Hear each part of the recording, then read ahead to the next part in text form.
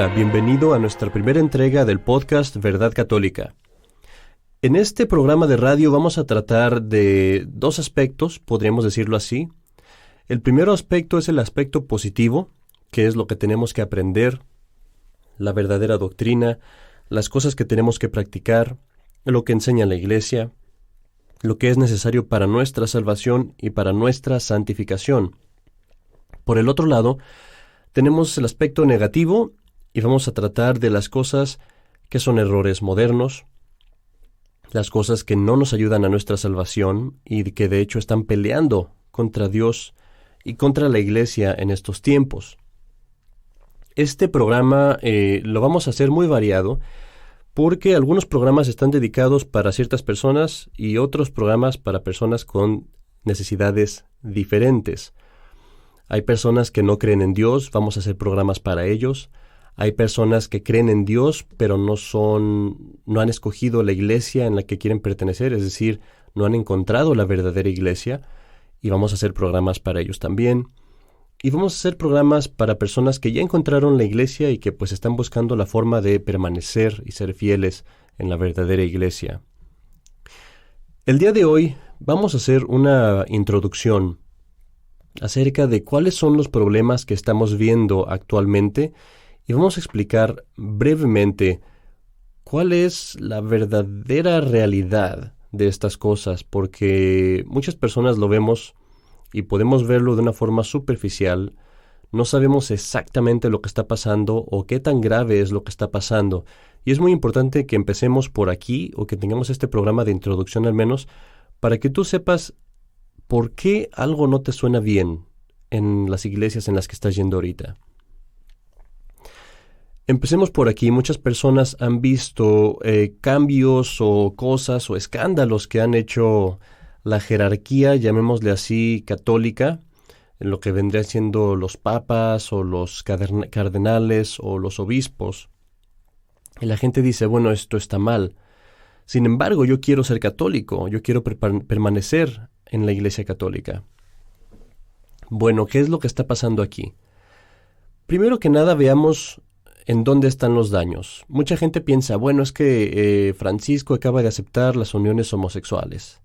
Y eso suena muy mal. Es uno de los daños, ciertamente, pero no es el único. Otras personas dicen, bueno, que hubo la Pachamama y fue un acto de idolatría en Roma. Bueno, sí, también es una cosa mala, pero no es la única. Entonces tenemos que entender en dónde está la sustancia del daño, por qué está pasando esto, qué es realmente lo que está pasando. Comencemos por aquí. El Catecismo de San Pío X, que fue publicado en 1900, nos habla de que necesitamos 4 cosas para salvarnos, para ser católicos. La primera es la fe, la segunda vamos a decir que son los sacramentos, la tercera los mandamientos, y la cuarta, la oración. El orden es diferente, de hecho, el orden primero son los mandamientos, después los sacramentos y después la oración, pero el caso es lo mismo. Son 4 cosas que necesitamos para salvarnos. El daño que se ha hecho últimamente en lo que se llama la Iglesia Católica corresponde a estas 4 cosas. No estamos hablando aquí mal, hacemos una aclaración, no estamos hablando mal de la Iglesia Católica. Estamos hablando de los que se han estado saliendo de la Iglesia Católica, mientras que existen católicos que han perseverado y que se han mantenido en la verdadera Iglesia. Pero hay personas que han abandonado estas 4 cosas: la fe, los mandamientos, los sacramentos y la oración. Voy a explicar un poco de dónde están los daños. ¿A qué me refiero primero? Lo que necesitamos primero que nada es la fe, y esto sería lo más importante, si podemos poner un orden de importancia. Este sería el punto principal de todos los cambios que se han hecho que afectan a los católicos. La fe quiere decir que yo tengo que creer en todas las cosas que Dios enseña, o sea, Dios nos dio una revelación. Y yo tengo que creer en toda esa revelación íntegra. Si yo falto en una sola cosa, si yo no creo en una sola cosa, pierdo la fe. eso quiere decir que me desconecto inmediatamente de la Iglesia Católica y ya no soy católico, ya no soy parte de la Iglesia Católica. Me convierto en lo que se llama un hereje. Si yo, por ejemplo, niego que existe el infierno, o niego que Dios es, digámoslo así, que Dios es el Dios de los católicos y no ningún otro. Si yo niego que la Virgen María es virgen, o si yo niego, por ejemplo, la existencia del cielo o del purgatorio, al hacer esas cosas yo pierdo la fe, porque estoy negando una cosa que está revelada por Dios. Perder la fe es lo más grave. Mucha gente ve cosas, por ejemplo, como que esto de que se aceptaron las uniones homosexuales, lo ven como una cosa muy grave, y lo es, pero no es lo más grave. Lo más grave es la fe, porque si se pierde la fe, se pierde, podemos decirlo así, todo. Sin la fe no es posible pertenecer a la Iglesia Católica. Y con la fe, todos los otros pecados se pueden perdonar si uno se arrepiente, pero necesita uno siempre la fe, es lo principal, la fe es lo principal. La razón por la que muchos mártires murieron en la Iglesia Católica, la razón por la que los papas siempre pelearon contra los reyes y contra personas que querían modificar las cosas en la Iglesia, la razón por la que los sacerdotes, los obispos, sufrían tantas cosas en el mundo era por la fe, porque querían propagar la fe, propagar la revelación de Dios, y porque querían defenderla también, defenderla del error o de la contaminación, de que alguien quisiera cambiar algo ahí. Entonces, este es el principal daño que vemos ahorita, que muchos de los que se llaman, o la gente los tiene en la posición de papa o obispo o cardenal, son personas que de hecho han abandonado la fe. Entonces, aquí está el primer y más grave daño. Nuestro deber como católicos, lo que queremos hacer nosotros es preservar la fe. Ahora, no veamos estas cosas sin esperanza. Hay obispos y hay sacerdotes que han conservado la fe íntegra, pero hay muchos otros que no. Como católicos tenemos que buscar los obispos y los sacerdotes que han preservado la fe. En otro capítulo vamos a hablar de esto más a detalle. Ahorita recuérdense, esto es solamente una introducción. Ahora, el otro punto que tenemos vienen siendo los mandamientos. Los mandamientos, pues todos nos los sabemos desde pequeños, creo yo, que nos enseñaron en la escuela o en el catecismo los 10 mandamientos.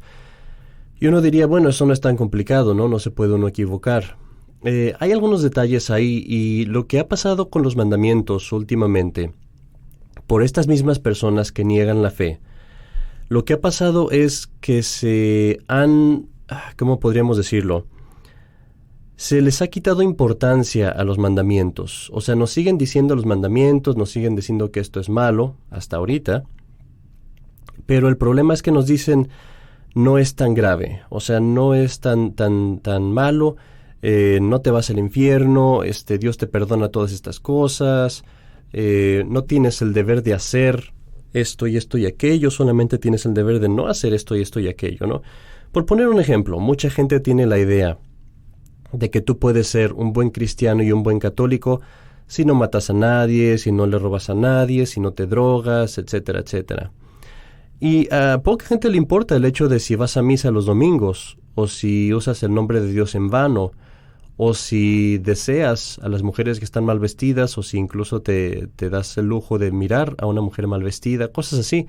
O sea, parece que tomamos algunos pecados, los que se ven más graves, y los que no se ven tan graves, esos pues como que los ignoramos. Y esta es una cosa que ha sido provocada y, digámoslo así, que ha sido impulsada por aquellas mismas personas que abandonaron la fe. Una de las cosas, por ejemplo, que se ha hecho recientemente es lo que comentábamos, que se ha aceptado mucho la unión de homosexuales, y tenemos sacerdotes y obispos predicando y diciendo que la homosexualidad es algo bueno y que la Iglesia apoya a la homosexualidad. Y tenemos que entender muy bien esto. Esto es un pecado, y es un pecado gravísimo. La Iglesia nunca ha aceptado el pecado. La Iglesia siempre ha tenido misericordia con los que pecamos. Y en este caso, o sea, cualquier pecado, ¿no? En el caso, por ejemplo, de esas personas, la Iglesia no odia a las personas que tienen esta debilidad o este desorden mental o lo que quieran llamarle, pero sigue siendo un pecado. La Iglesia odia el pecado, trata de quitar el pecado a toda costa, pero al mismo tiempo teniendo misericordia de la persona. O sea, lo que la Iglesia busca es ayudar a la persona y salvar su alma, quitándola del pecado. Vamos a entrar en eso también en detalle en otro capítulo, pero es un ejemplo nada más.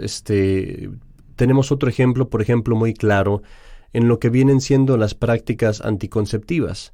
La Iglesia siempre ha reprobado el uso de las prácticas anticonceptivas, particularmente estamos hablando pues de lo que impide en alguna forma el acto natural, y en estos tiempos vemos que eso ya no se aplica. O sea, los sacerdotes, aunque oficialmente parece que sí, pero realmente los sacerdotes, los obispos no hacen caso de ello y dejan que la gente pues rompa este mandamiento, siendo así que es una cosa tan grave.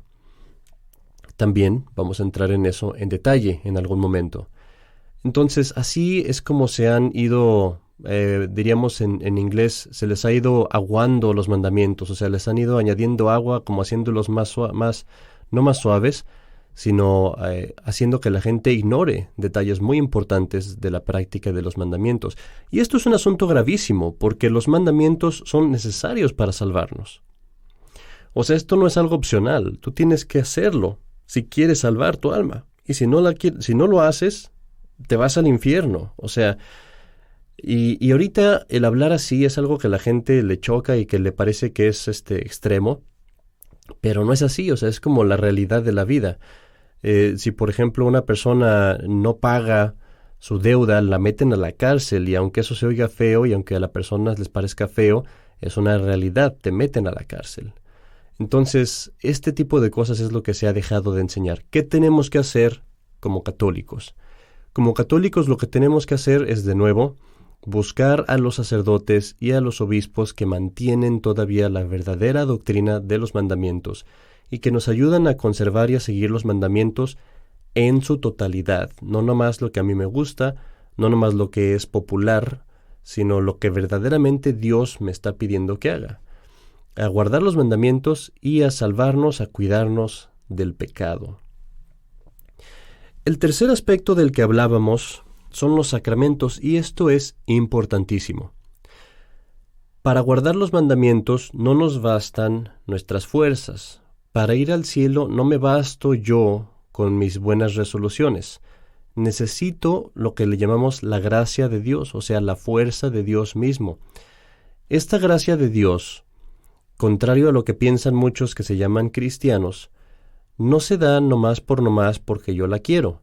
Evidentemente Dios siempre nos ayuda, pero Dios puso unos medios especiales para que nosotros adquiramos la gracia, y estos medios están en la Iglesia Católica y en la verdadera Iglesia Católica. Esto es un problema gravísimo si se cambian o se falsean los sacramentos. Pongamos un ejemplo. Supongamos que hay varios sacerdotes y que yo tengo un sacerdote que es un sacerdote malvado y que él decide, por alguna razón, empezar a decir palabras equivocadas al dar los sacramentos. En lugar de decir yo te perdono tus pecados, él dice yo te reconcilio de tus pecados, o yo te reconcilio con Jesús, o alguna cosa así. Bueno, suena muy bonito, me dirán algunos, pero la cosa es que si él a propósito cambia las palabras de los sacramentos, ya no estoy recibiendo el sacramento, y ya no recibo esa gracia. La Iglesia es muy estricta, siempre ha sido muy estricta en la forma en la que se administran los sacramentos. Antes, los sacerdotes iban al seminario y allí aprendían que para administrar los sacramentos hay ciertas reglas muy definidas, muy exactas, que obligan incluso bajo pecado mortal al sacerdote, y estas reglas eran todo lo que el sacerdote tenía que hacer para administrar los sacramentos. Si el sacerdote rompía alguna de estas reglas, pecaba mortalmente, y no solamente eso, se arriesgaba a no dar el sacramento, a que el sacramento no tome lugar, que no ocurra. Pongamos otro ejemplo. Supongamos que yo estoy bautizando a alguien y que en lugar de decir yo te bautizo, Juan, en el nombre del Padre y del Hijo y del Espíritu Santo, yo le dijera yo te bautizo en el nombre del Dios del cielo. Suena muy bonito, pero no es la fórmula del bautismo, no son las palabras que están en la iglesia. Y entonces yo no bauticé a esa persona. Piensa qué grave sería si yo hiciera eso, porque esta persona iría toda su vida pensando que está bautizada y que recibió esas gracias, cuando de hecho no es así. Este es un problema muy grave, porque también es algo que está ocurriendo en la iglesia actual. Se han cambiado muchos sacramentos. Cada sacerdote a veces lo dice unos lo dicen de una forma, otros lo dicen de otra. Unos ponen el agua antes, unos ponen el agua después, y cuando uno estudia lo que la iglesia enseñó respecto de los sacramentos, uno se da cuenta que están rompiendo las reglas de tal modo que de hecho mucha gente no está recibiendo el sacramento. Esto es una cosa gravísima y vamos a entrar en esto más a detalle en otro programa, porque uno de los sacramentos precisamente que se cambió fue el sacramento del orden, es decir, el sacramento con el cual se hace a una persona obispo o sacerdote. El de sacerdote no cambió mucho, el de obispo sí. ¿Y esto qué quiere decir? Quiere decir que existe el riesgo, y vamos a tratarlo adelante en otro programa a detalle. Existe el riesgo, llamémosle riesgo, en realidad es casi una certeza, de que muchas personas que recibieron supuestamente el orden episcopal nunca lo recibieron ese sacramento bien, y eso quiere decir que en realidad no son obispos. Este es un problema muy grave en el que vamos a entrar más a detalle, pero es ahorita parte de la introducción para que veamos hasta qué punto llega esta gravedad de lo que está ocurriendo en la iglesia. ¿Qué debemos de hacer como católicos? Como católicos tenemos el deber de buscar aquellos obispos y sacerdotes que siguen administrando los sacramentos con todas las reglas, con todas las leyes de la iglesia, según la iglesia enseñó. Hay obispos y hay sacerdotes que se han mantenido siempre enseñando y diciendo las mismas cosas y administrando los sacramentos de la misma forma que se han ido administrando durante 2000 años. Hay un detalle aquí muy importante que quiero mencionar. Los sacramentos no son un invento humano y por eso no los puede cambiar el hombre. Jesucristo y Dios es el único que puede hacer sacramentos. ¿Por qué? Porque un sacramento es una cosa que el hombre hace, un hombre designado por Dios, hace una cosa y Dios promete que al hacer esa cosa Dios va a dar la gracia. Entonces es como una cosa que Dios dice, si tú haces esto de esta forma y con esta manera y diciendo estas palabras, yo voy a dar mi gracia en ese momento, esta gracia en particular. Es una promesa que Dios hizo. Obviamente Jesucristo es el que instituyó, es el que creó los sacramentos. Ahora, puesto que Dios es el que los hizo, solamente Dios los puede cambiar. Hay sacramentos que Jesucristo instituyó, digámoslo así, en su esencia, y le dio el poder a la iglesia de cambiar las cosas alrededor del sacramento, o sea, algunos ritos, algunas palabras, cosas así, pero la esencia tiene que conservarse. Hay otros sacramentos que Jesucristo instituyó en todo, instituyó la forma y las palabras. La forma que son las palabras, y la materia, o sea, todo lo instituyó del sacramento. Pero el punto es que Jesucristo, Dios, es el que instituyó los sacramentos y no le pertenece al hombre cambiarlos en lo esencial. Entonces, eso es muy importante entenderlo, porque por eso es tan grave que los sacerdotes y los obispos hagan los sacramentos como debe ser. Pasando a nuestro final punto, el punto de la oración. Uno podría decir, bueno, no parece que la oración haya cambiado mucho. Decimos el Padre Nuestro, decimos el Ave María, etc. De hecho, esas se cambiaron también, Pero bueno, eso podríamos decir que no es tan esencial esos cambios. Pero hemos podido constatar un cambio en la forma de orar y muy particularmente en la principal forma de oración que venía siendo el santo sacrificio de la misa. Y esto es uno de los cambios más radicales que hemos visto, de los más esenciales también, y también de los más graves. La misa es el acto principal de oración que tiene la Iglesia. Es el sacrificio que se ofrece a Dios en nombre de toda la humanidad, no solamente de los cristianos, de toda la humanidad. Obviamente solamente los católicos se benefician de él de la forma ideal, pero bueno, al menos los que no tienen la fe se benefician de la misa en el sentido que la misa pues se pide por ellos para que ganen la fe y para que puedan venir a la verdadera iglesia. Pero es una cosa importantísima. Si el mundo continúa actualmente viviendo y si las cosas siguen corriendo su curso, es porque aún existen sacerdotes que están diciendo la misa. Bueno, la misa fue totalmente cambiada hace más de 5 o 6 décadas, más o menos por ahí, en el 60, en la década de los 60. La misa fue cambiada radicalmente. Y se cambió la ley de oración, se cambió la forma en la que los cristianos oraban, porque se cambió al mismo tiempo también la fe, se cambió lo que los cristianos creían. Esto es una cosa muy grave. Si se cambia la misa, se puede hacer un cambio tan grande que la misa también deje de ser misa. Una misa puede ser inválida, dependiendo de que los cambios, de qué tan esenciales sean los cambios. Los cambios que se hicieron en la misa apuntaban a varias cosas, o sea, tenían varios motivos, varios fines por conseguir. El primer fin era quitar lo católico de la misa y hacerla más protestante. O sea, la misa antes era muy, muy diferente de lo que la mayoría de la gente ahora ve y conoce como la misa. La misa antes era muy, muy distinta. Y la misa que tú ves hoy en las principales iglesias que se llaman católicas es una ceremonia muy semejante a lo que vendría siendo un rito protestante. De hecho, esta ceremonia que se ve hoy en todas las iglesias modernas, llamémosle así, es una ceremonia que fue hecha en conjunto con 6 pastores protestantes. La meta de hacer esta ceremonia era precisamente hacerla más agradable a los protestantes. Y entonces muchas cosas que chocaban con las ideas de los protestantes se quitaron de lo que era la misa católica.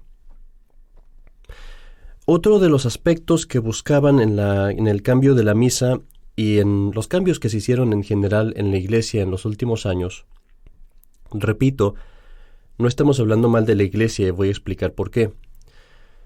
Decía que uno de los cambios que se hicieron apuntaba a quitar la idea del sacerdocio, a quitar el concepto de un sacerdocio y trasladar eso a la actividad de la gente, o sea, de la asamblea. Ya no era el sacerdote el que ofrecía el sacrificio de la misa, era la asamblea la que se reunía a celebrar la cena del Señor. Entonces se cambiaba todo a la asamblea. ¿Por qué? Porque esto también es un concepto protestante y es un concepto que era muy familiar a los enemigos de la iglesia, que siempre han buscado el destruir el sacerdocio. ¿Por qué? Porque el demonio sabe que el sacerdocio es la perpetuación de la presencia de Cristo. O sea, Cristo se perpetuó, por decirlo así, en la historia de la humanidad por medio de los sacerdotes. Los sacerdotes son alter Christus, otro Cristo. Entonces el demonio siempre ha buscado con todas sus fuerzas el destruir el sacerdocio católico. Y eso era parte de lo que se pretendió con estos cambios. De ahí que ya no era el sacerdote el que distribuía la comunión, de ahí que ya no era el sacerdote el que leía las epístolas o los evangelios, de ahí que ya no era el sacerdote el que hacía tantos ministerios apostólicos, sino que eran más bien las personas las que lo hacían. Otro de los aspectos que se buscaba hacer era el destruir el concepto de sacrificio. La misa ya no es un sacrificio, es una cena. ¿Y esto por qué? Porque también se buscaba el destruir el concepto de la presencia real de Cristo.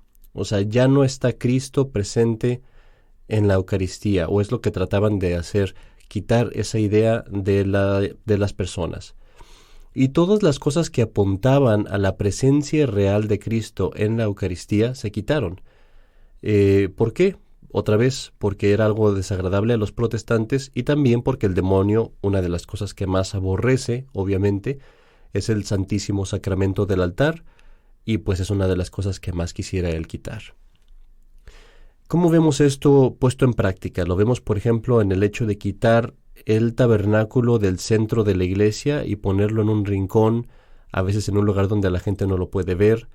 El quitar el concepto de hincarse, antes cuando uno entraba en una iglesia se hincaba, al pasar al frente del tabernáculo se hincaba, y con mucha frecuencia hacía un acto de adoración a Dios en el Santísimo Sacramento. Eso se quitó. Otra forma en la que hicieron esto fue quitando el arrodillarse al recibir la comunión. Ya no te dejaban arrodillarte, al recibir la comunión, porque eso es un acto de fe. Tú estás diciendo ahí, este es Dios al que yo voy a recibir y lo adoro. Entonces ya decían, no, te vas a parar porque no quiero que lo adores, no quiero que tú muestres tu fe de que este es Dios aquí, y al contrario quiero que lo veas esto como una cosa muy normal y casual, como que no es la gran cosa, ¿no? Y de ahí que pues ahora te lo voy a dar en la mano y cualquiera lo puede agarrar, porque esto realmente, yo quiero que tú pienses que esto es un pedazo de pan y que no es Jesucristo en realidad. De ahí viene también, por ejemplo, el que a los sacerdotes en la misa se cambiaron muchos ritos que al sacerdote mismo y a la gente le recordaban que era Jesucristo mismo el que está en la hostia.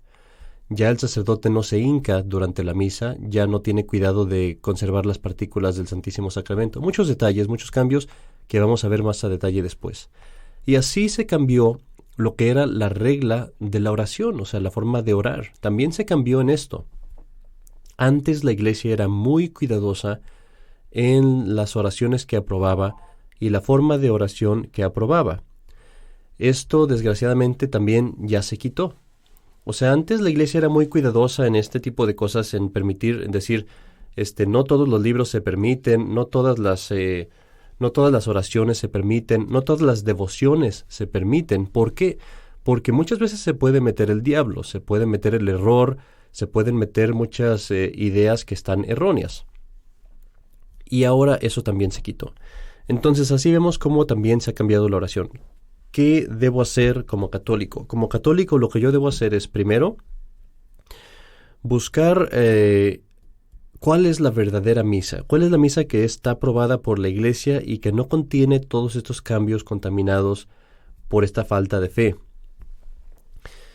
Y al buscar la verdadera misa, obviamente con los verdaderos sacerdotes y los verdaderos obispos, obtendré los verdaderos sacramentos, y también poco a poco entraré en lo que viene siendo el verdadero espíritu de oración de la iglesia, o sea, la oración que está aprobada por la iglesia, que está sancionada por la iglesia y que es la forma de orar que Dios nos dio en su revelación a través de la verdadera iglesia. Vamos a terminar este programa que ya está llegando a la media hora y yo tenía el propósito de hacerlos cortos, tratando de un detalle muy importante. Yo decía que no estoy hablando mal de la iglesia y eso es muy importante entenderlo. La iglesia de Cristo es perfecta y no puede errar. Entonces, ustedes me preguntarán o alguien me preguntará, ¿cómo es posible entonces que esté pasando todo esto si la iglesia de Cristo es perfecta? ¿Cómo es posible que yo esté viendo cosas tan radicales que están cambiando la fe? Bueno, la respuesta es muy sencilla. Como te decía, la iglesia ha sido la misma durante 2000 años y aún ahora hay sacerdotes y hay obispos que han conservado la verdadera doctrina, los verdaderos mandamientos, los verdaderos sacramentos y la verdadera oración. Pero dentro de la iglesia hubo sacerdotes, hubo obispos y tenemos que decirlo, ha habido también papas o digamos lo mejor, personas que están en el puesto en el que debería estar el papa y que han abandonado la fe. Cuando ellos abandonan la fe, por ese mismo hecho se salen de la iglesia. Y entonces estas personas que han abandonado la fe no son católicos. han formado una iglesia separada. Están en las iglesias que se llaman católicas, se siguen llamando católicos, tienen todavía la camiseta que dice católicos, pero el hecho es este y es muy sencillo. No son católicos. No pueden ser católicos. ¿Por qué? Porque no tienen la fe. Y una persona que no tiene la fe no es católica y no pertenece a la iglesia, aunque parezca en las apariencias que ostenta un puesto de poder o un puesto de autoridad. Nosotros no debemos perder la esperanza, no debemos de sentirnos mal o asustados, porque nosotros sabemos muy bien que queremos seguir la Iglesia Católica y lo que la Iglesia Católica enseña. En estos programas de verdadcatólica.org, vamos a empezar a tratar de lo que la Iglesia Católica enseña. Yo no quiero que aceptes mi opinión, no quiero que tomes decisiones sin informarte, y vamos a empezar a ver lo que enseña la Iglesia Católica y cómo estas personas de las que estamos hablando verdaderamente se han salido de la iglesia y han formado otra iglesia. Vamos a ver también que la solución para nosotros es adherirnos a los verdaderos obispos y a los verdaderos sacerdotes que mantienen la doctrina. Los hombres sí siempre pueden fallar y siempre pueden estar en error, pero la Iglesia Católica como tal, es decir, la Iglesia Católica como institución, no puede fallar y no puede enseñarnos malas doctrinas ni llevarnos al error. Pero sí ha pasado, y ha pasado antes en la historia, y está pasando ahorita, que personas se siguen llamando católicos sin serlo y engañan a muchos. Entonces tenemos que tener atención y cuidado de saber muy bien qué es lo que enseña la Iglesia Católica para que no nos engañen. Te quiero exhortar al terminar este programa a una cosa muy importante, y es, primero, que estudies con seriedad estas cosas y no te dejes llevar por opiniones ni por tus sentimientos. Esto no se trata de si siento bonito o si siento feo, o si esto me asusta o si esto no me asusta. Nuestro deber no es dejarnos llevar por sentimientos, sino por la verdad. Y la verdad se investiga y se encuentra con evidencia. Uno ve la verdad con evidencia y no le cabe duda cuando uno encuentra la verdad. Como católicos tenemos este deber de buscar la verdad ahorita y la vamos a encontrar. Y una vez que encontremos la verdad, la tenemos que seguir cueste lo que cueste. Aunque no me agrade, aunque haya circunstancias que me sean difíciles, la tenemos que seguir. Esos son los católicos que verdaderamente siguen a Cristo. Esos son los católicos que verdaderamente son dignos de pertenecer a la iglesia y que le hacen honor a la iglesia. Acuérdate que todos estamos llamados a un estado de santidad, y en estos tiempos, créeme, el saber la verdad y el vivir de acuerdo a la verdad exige un grado de santidad. Tú me dirás, yo no soy santo, nadie lo es, pero tenemos que buscarlo, tenemos que luchar, tenemos que ir hacia ese punto. Para contactarnos aquí en Verdad Católica, decíamos que en los siguientes programas vamos a tratar cada uno de estos puntos a detalle y vamos a traerte pruebas y evidencias de las cosas que estamos diciendo. Vamos a tratar, por un lado, las enseñanzas de los papas antiguos, de los papas pues de 2000 años, y las enseñanzas pues de los hombres que han vivido desde hace 40, 50 años ostentando autoridad en la iglesia, pero que sin embargo han perdido la fe. De nuevo, no nos asustemos, sino más bien consideremos la verdad. Si esto está mal, tú lo vas a poder ver, y yo quiero que me lo digas, quiero que me mandes comentarios, quiero que me corrijas si algo ves que está mal.